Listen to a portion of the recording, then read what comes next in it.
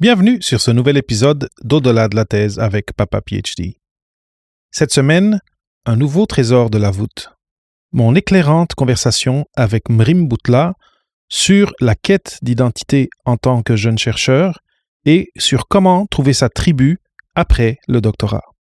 Bonne écoute. Nous ne sommes pas tous faits pareil. Ce qui nous motive, ce qui nous passionne, nos valeurs, nos priorités dans la vie. Tous ces traits font de nous qui nous sommes avec notre style particulier, avec nos besoins particuliers, avec nos tocs particuliers. Cette semaine, je vous apporte ma conversation avec Mrim Boutla, qui trace un lien entre la neuroplasticité, les différentes approches à l'expérience du doctorat et les stratégies gagnantes d'exploration de carrière et de recherche d'emploi après le doctorat. Je trouve vraiment qu'on est des êtres qui sont très, très sociaux. Et donc, trouver ta tribu de personnes comme Papa PhD ou autres, ça te donne un tremplin vers l'espoir. Ça te donne un tremplin vers le chapitre prochain. Et c'est ça, en fait, qui me donne ma motivation à moi quand je vois, tu sais, dans les yeux ou dans la posture des gens, que d'un coup d'un seul, ils trouvent « Ah, ouais, c'est ça dont j'ai besoin pour bouger le schmilblick un petit peu plus ». Et c'est très individuel, mais dans les articles LinkedIn que je partage, je donne beaucoup de ces ressources pour qu'ils puissent un petit peu regarder qu'est-ce qu'il y a d'autre. Bienvenue à un autre épisode de Papa PhD. Aujourd'hui avec moi, j'ai Mrim Boutla. Mrim Boutla est une docteure en neuroplasticité devenue coach de carrière. À l'université de Brown et à la Kelley School of Business, université de l'Indiana, Mrim a encadré avec succès des centaines de diplômés en art, des MPA, des MBA et des docteurs pour qu'ils obtiennent des emplois leur permettant de maximiser leur impact et leurs revenus. À moitié suisse et à moitié marocaine, Mrim a été la première de sa famille à suivre des études au-delà de la 9e année. Elle a commencé son parcours aux États-Unis en tant qu'étudiante F1 et est devenue citoyenne américaine en 2015. Mrim a obtenu une licence maîtrise en psychologie à l'Université catholique de Louvain en Belgique, une maîtrise et un doctorat en sciences cérébrales et cognitives à l'Université de Rochester et a effectué son stage postdoctoral en neuroplasticité à l'Université Brown. Au-delà du travail, Mrim aime les voyages à l'international et regarder les matchs de la NBA avec sa fille. Bienvenue sur Papa PhD, Mrim. Merci beaucoup, David, de ton invitation. Je me réjouis de notre conversation. Moi aussi, on a déjà parlé un petit peu. Je sens que ça va être une très belle conversation. Et merci à toi d'avoir accepté de donner un peu de ton temps. Que je sais que maintenant, tu es confiné, ta fille à la maison. Donc, merci énormément d'être là aujourd'hui. Avec grand plaisir. Merci de faciliter Papa PhD. J'aurais aimé qu'il y ait un Papa PhD quand moi j'étais doctorante. Bon, mais là, c'est ton tour de redonner. Mais moi aussi, c'est pour ça que je l'ai créé. Ouais, et donc on est alignés sur cette mission-là de pouvoir faciliter les prises de conscience pour les PhD, de voir plus d'une voie pour appliquer leurs connaissances et leurs compétences vers l'impact, que ce soit dans le milieu académique, dans l'industrie privée ou bien dans les ASBL, le gouvernement, les multilatérales. Donc, je suis très contente d'être ici. Merci beaucoup de tout ce que tu fais pour les PhD globalement. Mais ça fait grand plaisir. Mais tout ce que tu viens de dire, tu as dit un mot impact et je pense qu'on peut rentrer direct dans le vif du sujet. Après, on pourra parler aussi un peu de ton trajet. Tu as changé de continent, mais vraiment, tu as dit quelque chose qu'il y a très peu de temps en conversation, mais venu de quelqu'un d'autre, qui est, j'étais au doctorat et je sentais que je n'avais pas d'impact. Et je sens, et aussi je comprends par la conversation qu'on a eue, que c'était un peu le processus pour toi aussi, de comment tu as orienté ta carrière vers ce que tu fais aujourd'hui. Est-ce que tu peux parler un petit peu de ce choix, de ce processus, de qu'est-ce qui s'est passé dans ta tête pour te dire bon, je fais la recherche, j'ai fait mon doctorat, postdoc, mais là, je veux faire quelque chose d'autre. Ouais. Merci, c'est une très bonne question. Et je veux dire que l'impact, ça veut dire beaucoup de choses à différentes personnes. Donc, on a chacun et chacune notre définition d'impact et que cet impact, cette définition d'impact change aussi au cours de notre vie. Donc, le discernement vers l'impact promoit une clarté qui va te permettre d'aller de l'avant et d'être vraiment à l'écoute de toi-même, à l'écoute de ce que tu as appris à propos du monde. Comme ça, tu peux décider d'où est ton impact, tu vois. Et donc, pour répondre à ta question en termes de ma soif de connaissance et ma soif d'aller vers le PhD pour commencer, j'ai grandi et je suis biraciale, moitié marocaine, moitié suisse, dans les appartements subventionnés à Lausanne. Et donc, on n'avait pas beaucoup de sous dans ma famille et il y avait toujours cet instinct en moi. Pourquoi est-ce que les gens en savent plus mais ne se comportent pas mieux, si tu veux? Et deux aspects en particulier me sont vraiment restés de mon enfance. Le premier, c'est qu'on sait que les drogues, c'est pas bon, mais pourquoi est-ce que dans mon quartier, il y a des gens qui commencent à faire du marché de drogue vers la 6-7e année? Et le deuxième, c'était, on sait que la violence ne résout rien. Pourquoi est-ce que les gens continuent à se taper dessus? Tu vois? Alors, il y avait cette dissonance très, très tôt de comprendre pourquoi les gens, quand ils en savent plus, ils ne se comportent pas mieux. Et c'est arrivé très tôt que les gens, ils perdent la boule quand il y a des émotions qui les submergent et qui savent plus comment gérer ces émotions-là, ou qu'ils se trouvent dans tellement de stress et d'injustice qu'ils se retranchent dans les seuls retranchements de contrôle qu'ils puissent trouver. Oui. Alors, j'ai toujours été fascinée par cette interaction entre la connaissance et les émotions dans l'esprit, dans leur influence, dans notre habileté de prendre des décisions qui nous servent ou qui nous mettent dans la M, si tu veux. Mais j'avais pas de sous. Donc, à la fin de la 9e, il fallait que j'aille à un apprentissage. J'ai pris un apprentissage d'employé de commerce à la Chambre de commerce à Lausanne. J'ai fait ça pendant 3 ans. Et puis après, j'avais toujours dans l'arrière de mon esprit, j'aimerais comprendre le cerveau, j'aimerais comprendre comment les gens pensent, comment les gens se sentent. Et à ce moment-là, j'étais dans une équipe de volleyball. Et puis, c'est la première fois où j'ai eu beaucoup de gens. Pour eux, leur ligne de base, c'était d'aller à l'Uni. Mais moi, j'avais jamais été exposée à ça. Ma mère est caissière, mon père, il sait pas lire et écrire, et puis il est dans les chantiers. Donc, il y avait pas beaucoup d'exemples autour de moi d'être éduquée. Et puis, ces gens-là ont commencé à me dire, mais t'es intelligente, pourquoi tu vas pas? Pourquoi pas? Et tu sais, en Suisse, il y a une expression qui m'énerve tout le temps, c'est ça se fait pas. Alors, d'aller de ça se fait pas à pourquoi pas, ça a été transformationnel pour moi. Et donc, j'ai trouvé des mentors, j'ai trouvé des copains, un petit copain aussi. Et je me suis dit, ouais, pourquoi pas. Alors, quand j'ai fini mon apprentissage, j'ai travaillé en tant que caissière, je suis allée à l'école de com pour avoir ma maturité cantonale en administration d'affaires, donc à l'école de com. Et puis après, j'ai pris mes clics et mes claques et je déménageais avec mon petit copain en Belgique. Et là, ça a été, si tu veux, une révélation. Parce que d'un coup d'un seul, j'ai payé mon uni, je travaillais pendant l'année, je travaillais en été, des petits boulots, tous les petits boulots que je pouvais faire, je les ai pris. Et c'est là, en fait, que j'ai pu découvrir. Je me suis enregistrée à UC Louvain, à l'Université de Louvain, à Louvain-la-Neuve-Otigny, en psychologie. Et en 2e année de psychologie, tu as une fourchette, si tu veux, et tu as 6 ou 7 spécialisations que tu pouvais choisir. Et puis, une des spécialisations, c'était la neuropsychologie. Et d'un coup d'un seul, j'ai découvert la neuroimagerie, l'imagerie du cerveau, qui venait en fait, c'était en 94-95, qui commençait à émerger, si tu veux.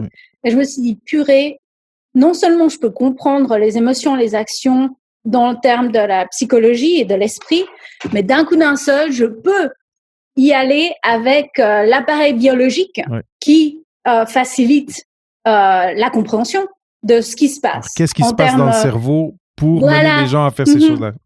Voilà, donc ce qui se passe au-delà de la surface qui nous influence. Et je me suis dit, boum, C'est ça. Et il y a un principe là-dedans que je trouve fascinant et qui m'a conduite au doctorat, c'est la neuroplasticité. Mhm. Comment est-ce que le cerveau se reconnecte de manière dynamique pour pouvoir bâtir des nouvelles habitudes, des nouveaux comportements et facilite l'apprentissage et le changement, la croissance personnelle et professionnelle. Et boum, je savais. À ce moment-là, boum, c'était fini. Je savais que c'était ce que je voulais. C'est une passion. Et je me suis vraiment dit, tiens, tu dois comprendre ce principe-là, comme ça, tu peux être plus effective à changer les gens et traiter l'ignorance, traiter la connerie. Donc, avoir un impact. Traiter la connerie, c'était l'impact ultime, si tu veux.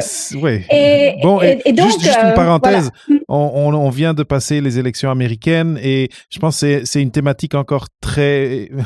je passe les jugements, mais d'aider les gens à prendre les bonnes décisions, c'est très d'actualité encore.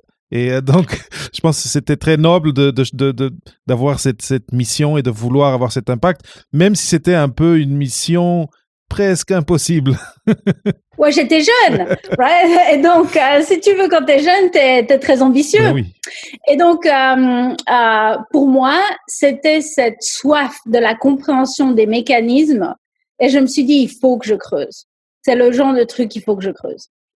Et puis, à ce moment-là, en même temps, il y avait, et je veux revenir sur quelque chose que tu as dit, les bonnes décisions. Parce que la même chose que l'impact, dépendant de tes optiques et de ta perspective, la bonne décision peut être 180 degrés ma bonne décision. C'est vrai. Et donc le cerveau et l'esprit humain sont tellement malléables, mais en même temps tellement clairs quand on vit au jour le jour, que de construire ces ponts de compréhension mutuelle, c'est vraiment quelque chose qui dans ma sagesse naissante, étant donné qu'on est arrivé à la mi-temps, on espère ce qui est notre mi-temps, je peux commencer à vraiment aller de l'avant, de dire ma bonne décision n'est pas forcément la tienne.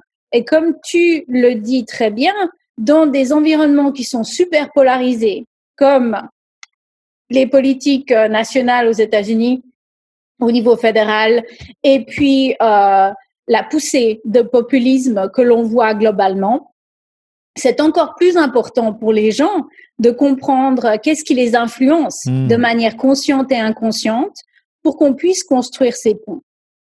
Tu vois? Donc, j'ai eu cet instinct très tôt dans ma vie de vouloir construire ces ponts de compréhension de soi et de compréhension de l'autre. Comme ça, tu peux bâtir des ponts de compréhension. Et je pense que c'est parce que je suis née dans une famille biraciale et puis que la tradition musulmane, la tradition suisse sont quand même vachement différentes. Oui. Et puis, si on n'arrive pas à s'exprimer, à se respecter l'un l'autre, ben ça donne lieu à des conflits. Oui. Tu vois? Et donc, comment faire la paix? Puis, je suis celle du milieu. J'ai un frère et une sœur. Et je crois l'enfant du milieu. Okay. Il y a toujours quelque chose là de négociation qui émerge aussi. C'est vrai. Donc, comme tu le dis, la bonne décision, je pense que ultimement vient de la bonne collaboration et du bon respect mutuel. Et ça s'érode de temps en temps. Et ça s'est bien érodé maintenant aux États-Unis. Donc, pour en revenir à ta question d'impact, une fois que j'ai compris cet impact que je voulais avoir sur aider les gens à comprendre leurs mécanismes biologiques et comment ça les influence en termes de leurs émotions, de leurs pensées et donc de leur comportement et de leurs actions et de leurs conséquences sur les autres, j'ai décidé de me focaliser sur la neuroplasticité qui s'actionne sur un gros système, c'est le système du langage. Okay. Et on savait dans la littérature de neurosciences que working memory avait deux composantes. Une linguistique avec le parler et l'écoute et une visio-temporelle et spatiale qui était non linguistique. Et je me suis dit, ben tiens, ça doit pas marcher très bien quand tu commences à comparer les langues orales et la langue des signes. Okay. Parce que d'un coup d'un seul, le modèle de Baddeley et d'autres, il marche plus. Et donc, cette capacité limitée à emmagasiner et mettre en place tes connaissances pour y réfléchir et puis après décider de tes actions dans le présent, working memory, executive function. Comment est-ce que ça se passe pour les gens qui sont sourds et qui ont été élevés avec American Sign Language versus les gens qui ont été élevés en anglais seulement, ou bien les bilingues qui sont nés entendants dans des familles de sourds et qui ont grandi avec les deux. Ok, super intéressant. Est-ce que ça a un impact sur notre capacité de mémoire à court terme ou working memory quand tu ajoutes une composante de manipulation de l'information en ligne? Et ça a été mon doctorat. Ok. Et donc, j'ai eu un article dans Nature Neuroscience. Il y a eu pas mal de succès, même s'il y avait beaucoup de résultats qui étaient nuls. Au début, tu sais, t'as null results. Oui.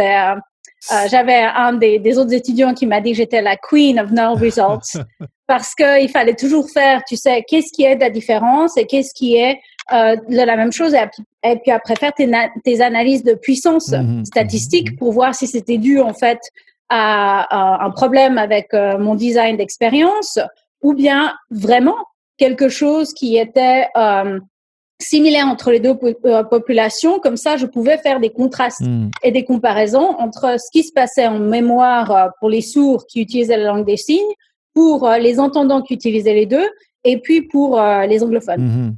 Et c'est ça, en fait, qui m'a donné la puce à l'oreille, parce que comme on en parlait avant, j'ai découvert autour de moi qu'il y a des gens qui sont fascinés d'accumuler des données pour découvrir et comprendre. Et ça, c'est vraiment les académiques, tu vois.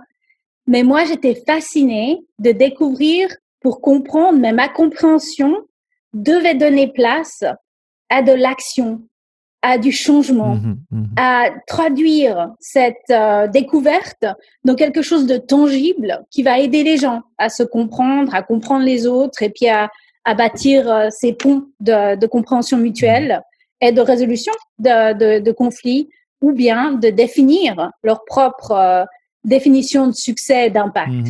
Tu vois? Et ça, juste une parenthèse, je pense que ça, beaucoup des gens qui sont à l'écoute et qui passent par un doctorat ont cette réflexion intérieure de dire, mais surtout, et je viens de parler avec quelqu'un, l'épisode, là, on enregistre, mais l'épisode qui sort cette semaine, c'est quelqu'un qui est à l'Université catholique de Louvain, d'ailleurs, et qui travaille dans la valorisation du doctorat. Elle s'appelle Sophie Leclerc. Et elle disait dans les sciences humaines, moi, elle disait mais je pense que c'est répandu, c'est quel est l'impact. Il y a des gens qui se posent cette question. Quel est l'impact dans la société de ce que je fais, de cette chose très pointue que je recherche? Et comme tu dis, il y a des gens pour qui juste cette recherche et cette accumulation de connaissances est suffisante pour les combler. Ou c'est pas une question de suffisante, mais les comble parce que ça va avec leur personnalité. Et il y en a d'autres qui ont besoin de quelque chose, de sentir qu'ils ont un effet sur les cerveaux. C'est très intéressant ce que tu dis. Et donc là, ça t'a mis la puce à l'oreille. Voilà. Et donc, en fait, comme tu le dis, ça m'a mis la puce à l'oreille que je suis pas comme eux. Pour moi, la connaissance doit donner place à un impact concret qui aide les gens à se comprendre mieux, à mieux comprendre les autres. Tu vois? Et je sais que si je reste dans le domaine académique, je peux faire du beau boulot, mais je serai 80% de mon temps devant MATLAB à analyser des images d'IRM et je déteste ça. Yeah. J'ai vraiment envie de voir l'humain derrière l'image, tu vois. Yeah. Et quand je me suis dit, waouh, ça veut dire que j'aurais peut-être 10-15% d'aller dans des conférences, d'interagir avec des autres, et ça, j'adorais. Parce que, bon, tu peux changer les esprits dans ce sens-là, de dire, OK, les données démontrent ceci. On va dire, ah ouais, j'ai jamais vraiment pensé comme ça. Ou j'ai jamais vraiment pensé à cet angle-là. Donc, il y a cette composante, mais elle fait partie de 10-15% de mon temps. Et puis, 85%, c'est IRB, running subjects, MATLAB, write, statistics, rinse and repeat. Voilà. Rinse and repeat, right?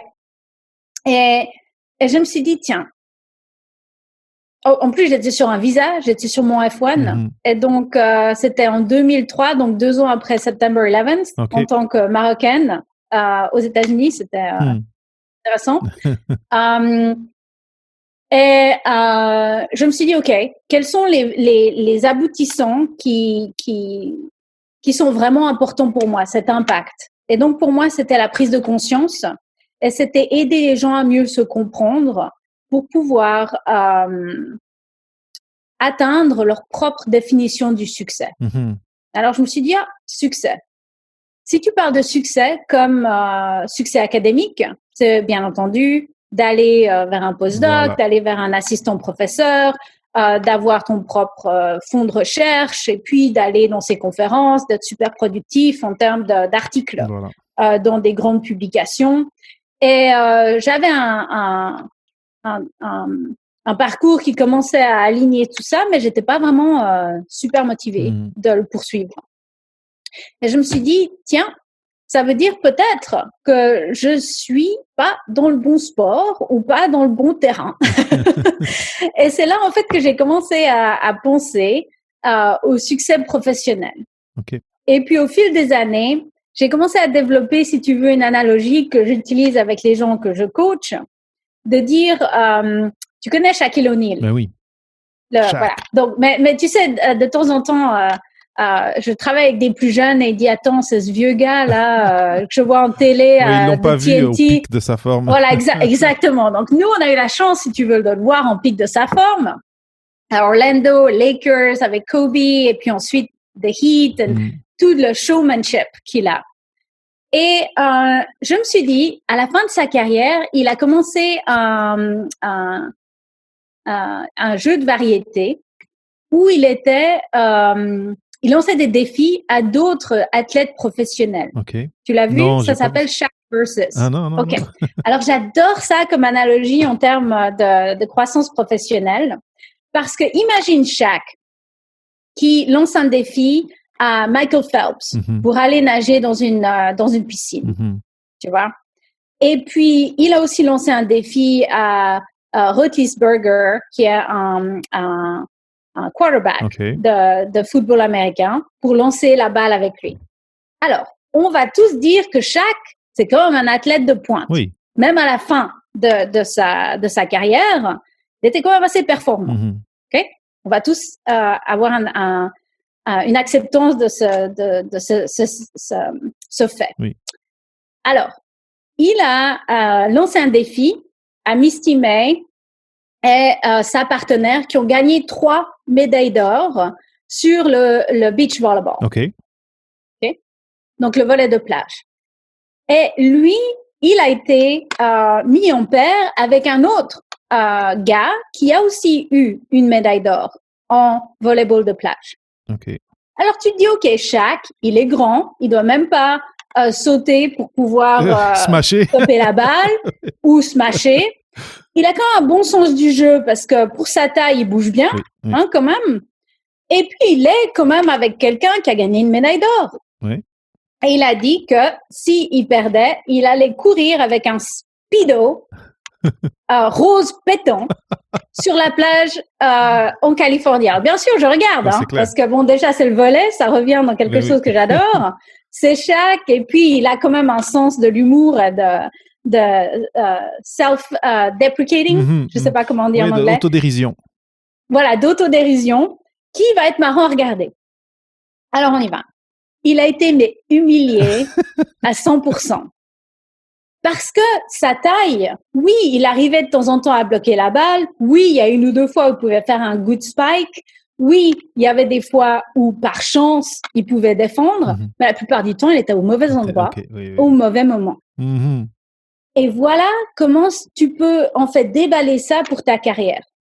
Imagine que le sport, c'est l'industrie dans laquelle tu es.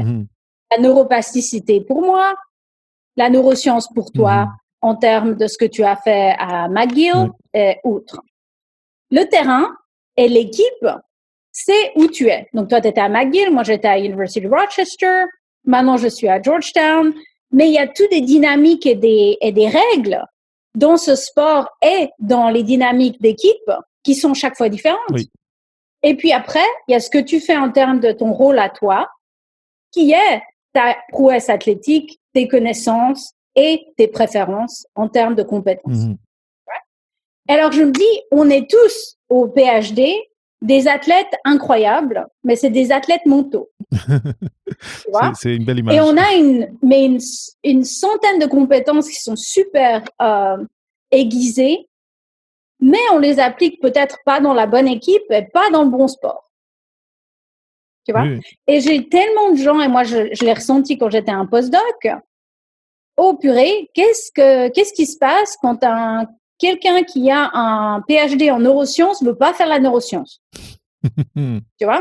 Ouais. Parce que c'est tellement, la connaissance est prévalente, oups, c'est la seule chose que je peux faire. Mais non, la connaissance, c'est un des 3 éléments. Et j'ai découvert et affûté, si tu veux, ce système à 3 niveaux que j'appelle le triple fit. OK. En termes de match avec les compétences et le titre de ton job, 2, tes préférences en termes de culture et de secteur qui te donnent lieu à différents employeurs, et puis le sport, si tu veux, ou la destination de tes pensées qui va vers l'impact ou l'industrie que tu veux occuper. Et bien entendu, tu peux l'avoir de manière statique, mais c'est toujours en mouvement, comme je l'ai dit. Shaq, il n'était pas à son mieux pendant toute sa carrière. Quand il était aux Lakers, il était à son mieux physiquement. Après, dans les Heat, il a commencé à faire une transition vers le mentorat. Okay. Et ensuite, quand il a été vers les Suns, il a complété son doctorat en leadership. Et maintenant, ce qu'il fait, c'est qu'il enseigne, il investit dans des business et tout ça. Donc, il utilise des compétences de leadership, d'humour et sa prestance de réputation appliquées à d'autres choses maintenant qu'il a fini de participer à des matchs de basket. J'adore l'image. Tu vois? Et donc, j'utilise beaucoup parce que ça, comme tu le dis, ça résonne beaucoup avec les gens qui sont super compétents. Et si tu as un PhD, tu es super compétent, mais tu l'appliques peut-être dans un terrain, dans une équipe ou dans un sport qui n'est pas aligné avec l'impact ou avec les ambitions que tu as dans ta tête. Mrim vient de parler d'alignement à 3 niveaux. Mais on est souvent perdu, sans point de repère, quand on décide de faire le saut dans un nouveau domaine. J'avais envie d'en savoir davantage sur ce processus d'alignement et sur les questions qu'on doit se poser quand on est face à un changement de carrière. Et j'ai trouvé très intéressant ce que Mrim avait à partager à ce propos. La question naturelle, c'est comment est-ce qu'on va chercher cet alignement? Quand est-ce qu'on commence à travailler ça? Est-ce que au tout début du doctorat? Là, j'ai juste envie de te laisser parler, mais c'est ça, en pensant aux gens qui écoutent, là, je suis sûr qu'ils se disent, bon, mais moi, je veux être aligné. Comment je fais? Comment je m'aligne? Dis-moi où je vais. Ouais. Donc j'ai mis en place, si tu veux, une trentaine d'articles sur LinkedIn. C'est tout en anglais, mais je promets que je vais commencer à traduire tout ça en français parce que c'est ça que j'ai fait durant les dernières 15 années. Développer ce triple fit system et puis dans mon coaching, dans mon cabinet de coaching, vraiment aider les gens à l'appliquer pour eux-mêmes. Donc, pour le sport, si tu veux, j'ai développé ce que j'appelle une mosaïque de passion. Parce que j'ai tellement entendu, surtout aux États-Unis, « follow your passion ». Et je trouve que c'est emblématique de la connerie parce que tu peux, comme tu le sais, on a 80 milliards de neurones, ils font des connexions sans arrêt. Tu as l'équipement biologique qui va te permettre de pouvoir emmagasiner et poursuivre plus d'une passion à la fois. Donc, ça ouvre, si tu veux, l'esprit en termes d'identifier 4 ou 5 passions, le genre de trucs qui te donnent de la motivation, de lever des fonds, de faire du volontariat, de faire un podcast ou d'avoir des actions qui sont payées ou non payées, qui sont vraiment alignées avec l'impact que tu veux avoir. Donc, tu peux commencer à comprendre et vraiment commencer à creuser en termes de quelles sont les zones de motivation qui ont été sous-jacentes ou latentes pour toi, que tu peux mettre en place en termes de... J'ai une table entre, tu sais, tu peux mettre 4 ou 5 lignes sur une table Excel et tu le mets. Pour moi, en général, c'est la neuroplasticité. Je suis toujours folle de ça. 2, c'est de promouvoir la prise de conscience et la croissance professionnelle. 3, je suis une fan d'Enix et je resterai une fan d'Enix, même si les dernières 20 années, ça n'a pas été Jojo. 4, essayer de promouvoir l'atteinte de diplôme pour les étudiants de première génération. Parce que, voilà. Oui. Et puis, la 4e, c'est la santé reproductive. D'être sûr qu'il y ait de moins en moins possible de grossesse non voulue, spécialement en termes d'adolescents. Donc, c'est des choses que je ne vais pas tous poursuivre professionnellement, mais après, tu vois, tu as ces 3 ou 4 passions que tu as. Et après, tu peux avoir le passé, le présent et le futur. Et dans le futur, comme tu le sais de la neuroscience, quelque chose dans le futur, j'y ai en général 12 à 24 mois, donc 1 ou 2 ans, parce qu'après, ça change. Donc, quelles sont les choses que tu as fait dans ton passé qui sont connectées à tes passions? Qu'est-ce que tu fais maintenant qui est connecté à chacune de tes passions, que ce soit payé, que ce soit non payé, ou que tu mettes des sous, dont ce que tu achètes, pourquoi tu achètes ce genre de trucs, etc. Et puis, le futur, c'est quel est le centre de polarité pour le moment que tu aimerais tourner en termes de ton prochain mouvement de carrière, de ton prochain choix de carrière, que tu veux mettre en valeur, qui est connecté avec l'impact d'une de tes passions que tu veux poursuivre. C'est quand même une grosse introspection. Hein. Est-ce que les élèves avec qui tu travailles, comment est-ce qu'ils réagissent quand c'est des devoirs que tu leur donnes? Vers à quelle phase du trajet tu vas les chercher, ou ils viennent te chercher, je sais pas comment ça marche. Et après, comment ils réagissent quand tu leur dis « Tiens, voilà des devoirs, va creuser ». En général, cette mosaïque de passion dont je te parle, dans ma classe, parce que j'ai une classe d'entrepreneuriat social avec des undergrad, donc des étudiants d'Uni qui sont dans leur avant-dernière ou dernière année. Ok, quand même tôt, oui. Et ils adorent ça, parce qu'ils n'ont jamais une classe où ils les engagent à réfléchir sur eux-mêmes. Alors, ils disent, c'est tellement rafraîchissant de pouvoir, savoir que je peux avoir plus d'une passion, que je suis pas une personne monolithique et que j'ai des choix maintenant et dans le futur. Ça pousse contre plusieurs normes implicites, et spécialement aux États-Unis, où you have to figure it out. And what are you going to do with your life? What are you going to do with your degree? Qu'est-ce que tu vas faire avec ton diplôme? Qu'est-ce que tu vas faire de ta vie? Comme si c'était une ligne droite, alors que c'est, comme tu le sais, par ton Papa PhD podcast, loin d'être le cas pour 98% de l'humanité. Mais c'est comme ça qu'ils se sentent. Et d'un coup d'un seul, de faire cet exercice, ça leur ouvre l'opportunité de se dire oui, je vais aller maintenant pour les 3 ou 4 prochaines années vers le doctorat, ou bien je vais vendre mon âme et puis aller travailler pour une grosse société, ou bien je vais aller travailler au gouvernement pour quelques années. Comme ça, je peux établir mes compétences, apprendre un petit peu si c'est la bonne équipe, le bon sport, et puis après, je peux me rediriger. Tu vois, donc la pression sur eux est beaucoup affaiblie par le fait de travailler sur eux-mêmes et de voir ça au-delà de la rigidité de leur pensée et des normes implicites qu'ils ont reçues depuis des années et des années. Ça doit diminuer aussi leur anxiété par rapport à l'avenir, parce qu'ils se projettent dans l'avenir consciemment et avec intention. C'est génial. Ouais, et donc c'est cet impact agile, cet impact adaptable qui devient cette source de sagesse et de prise de conscience. Comme ça compte, comme tu le dis, tu sens l'anxiété, tu sens l'inconfort, qu'il y a quelque chose qui marche pas. Tu peux avoir un outil pour revisiter tout ça. Tu vois, tu peux te tourner vers ce genre de truc. Comme ça, tu peux revisiter et puis te remettre en question, de dire qu'est-ce qui marche et qu'est-ce qui marche pas.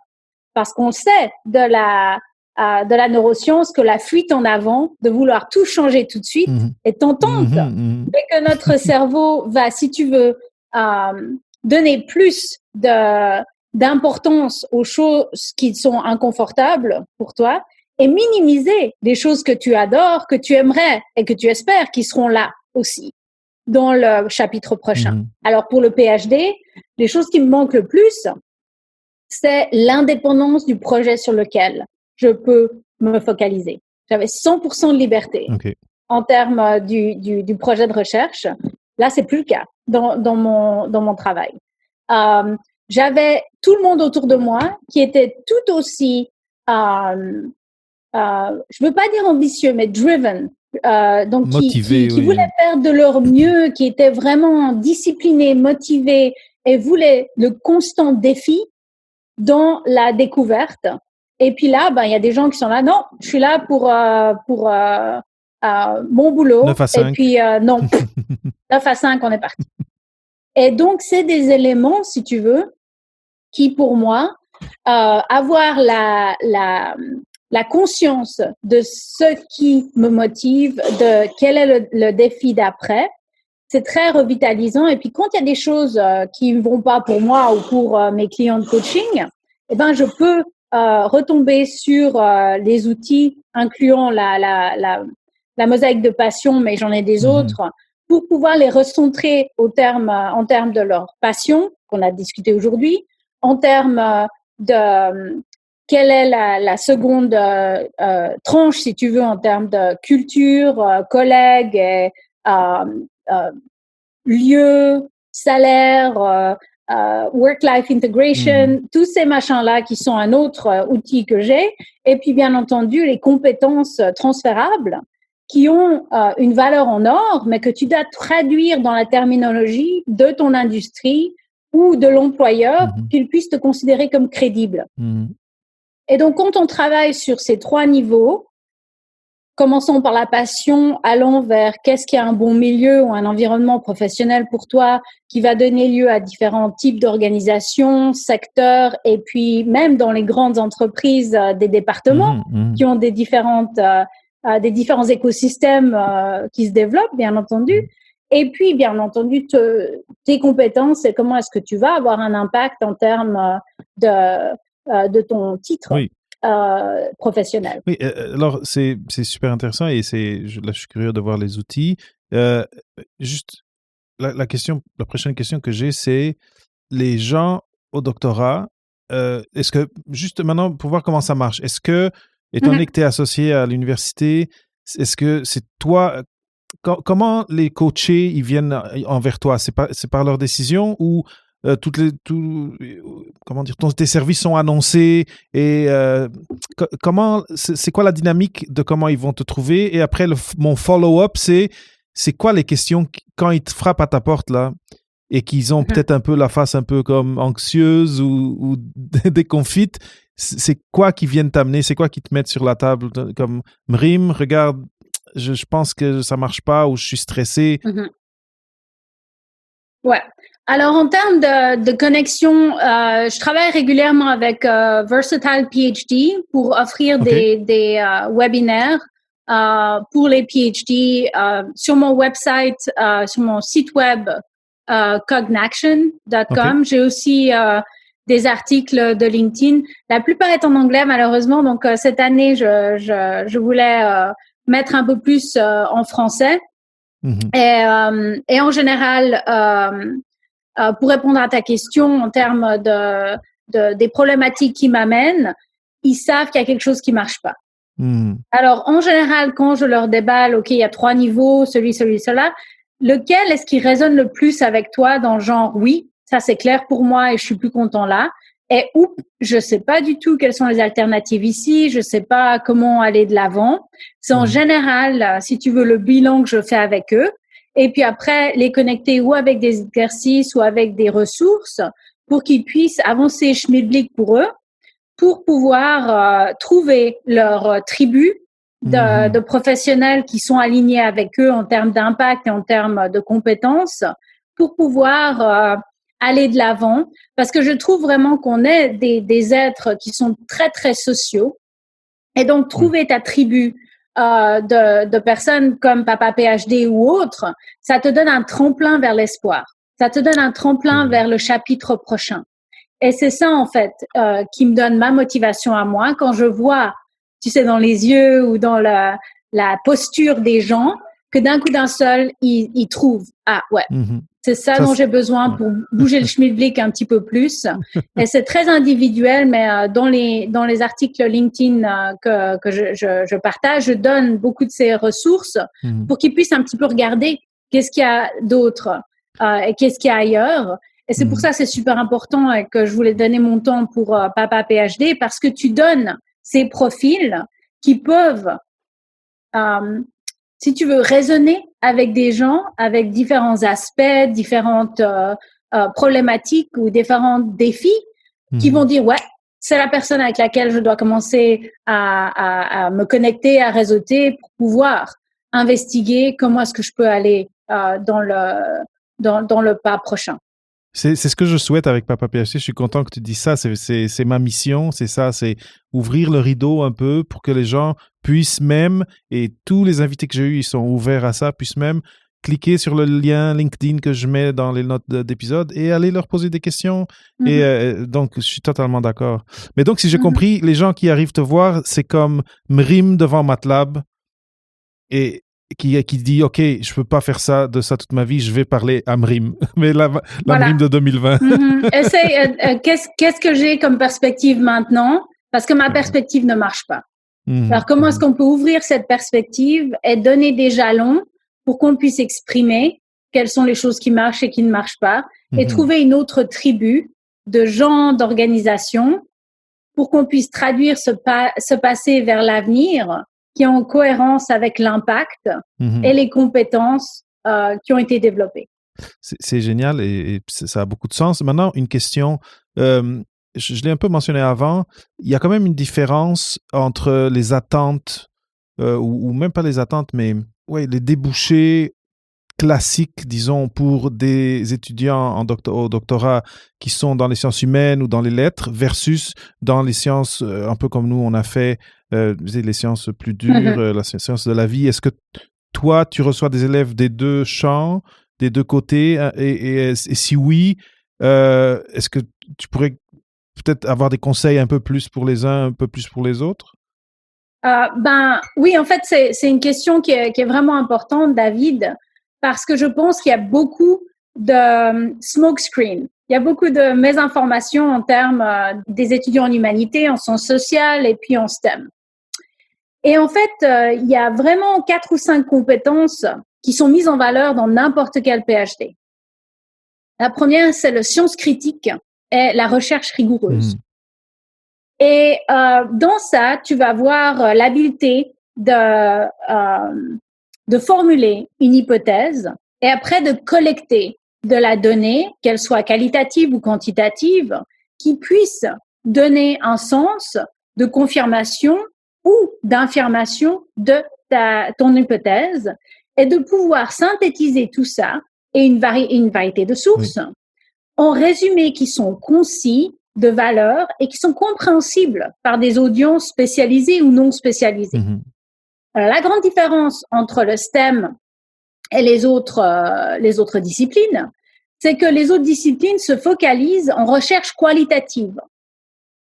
Mais ils ont ce sens critique, ils ont cette habilité à formuler des hypothèses, mais le type de données sur lesquelles ils se reposent, c'est l'histoire de leur champ de connaissances et la synthèse de ces différentes perspectives vers une nouvelle perspective qui sont leurs contributions, si tu veux, à la compréhension. Donc, ça peut être en musique, ça peut être en poésie, ça peut être en art, ça peut être tout, mais tu dois être rigoureux en termes de ta perspective et de l'évidence que tu amènes pour pouvoir défendre ta perspective, parce que sinon, tu vas te faire tuer dans une conférence ou bien quand tu soumets ton manuscrit.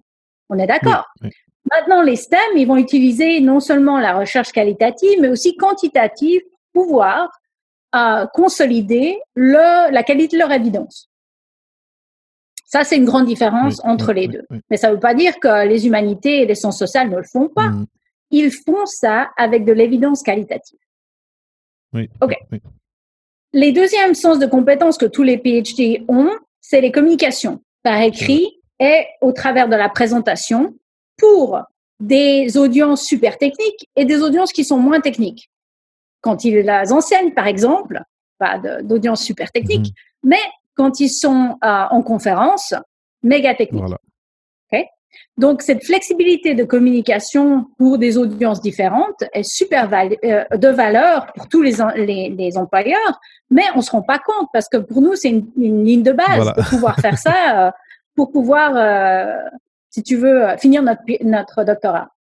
Troisième pilier, c'est vraiment la gestion de projet, d'initier et optimiser des plans de travail pour soi-même, pour les autres, pour s'assurer que tout le monde soit informé et puis fait leur part. Quand tu envoies ton abstract à tes profs, tu veux qu'ils te le rendent à temps pour que tu puisses aller à la conférence. Voilà. Ou bien avoir des techniques de communication pour leur dire, si tu me réponds pas par date X, je l'envoie comme tel, parce que sinon, t'as pas fini de rire. Et puis vraiment être sûr que tu complètes tes projets de manière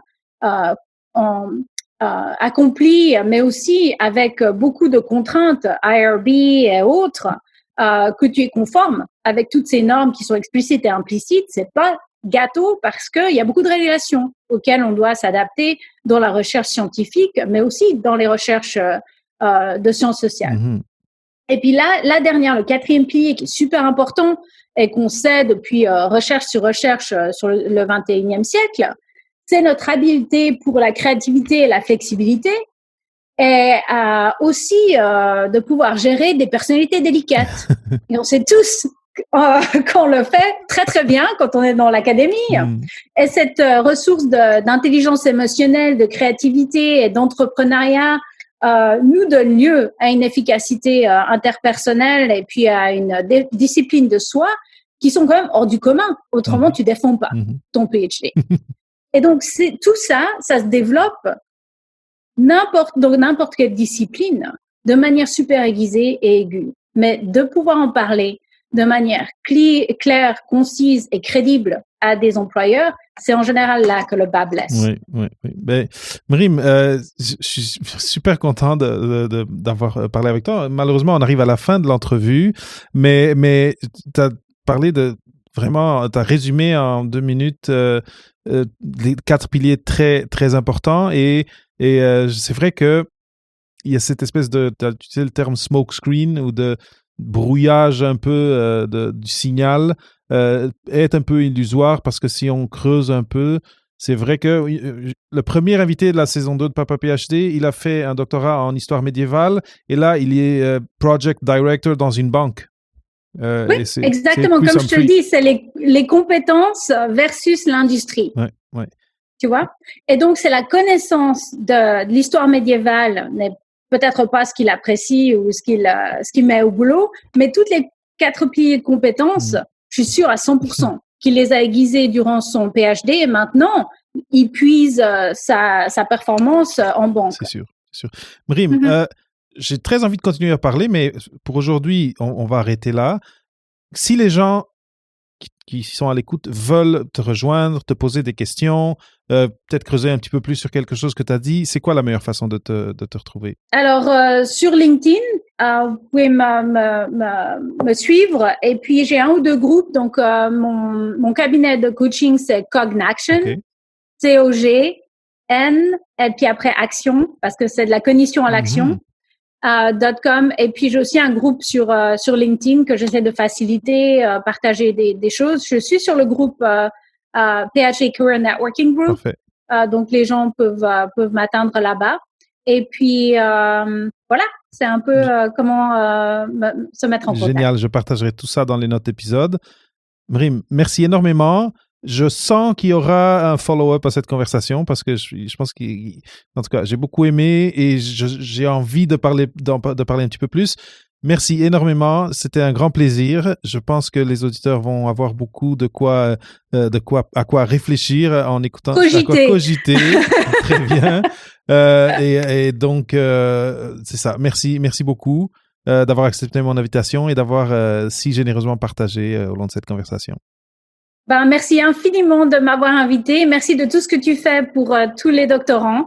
Et je me réjouis de continuer cette conversation en français ou en anglais et puis de continuer à promouvoir les épisodes futurs parce que je trouve que c'est vraiment quelque chose de non seulement haute qualité, mais énorme impact pour combattre le sentiment d'isolement, le sentiment d'isolement et puis cette anxiété que je ressens beaucoup en termes de doctorants qui ne savent pas quoi faire d'autre. Et il y a plein de choses qu'ils puissent faire. Et puis, si ça peut continuer à bâtir leur confiance en eux, je suis partante. Ouais, si j'arrive à savoir qu'un étudiant a eu plus de confiance et a trouvé de l'inspiration, ma mission va être accomplie. Donc, je suis d'accord avec toi. C'est la même chose ici. Allez, merci beaucoup, Mrim, et à la prochaine. À la prochaine. Bye-bye. Merci d'avoir écouté ce nouvel épisode d'Au-delà de la thèse avec Papa PhD. Si tu apprécies le contenu que je produis semaine après semaine, tu peux contribuer à la production du balado en te rendant sur papaphd.com/paypal. Ta contribution sera énormément appréciée. Et si tu veux aider un petit peu plus, n'hésite pas à partager les épisodes qui t'inspirent avec tes collègues ou avec tes amis. Merci, je suis David Mendes. Au plaisir de se croiser sur un autre épisode d'Au-delà de la thèse avec Papa PhD.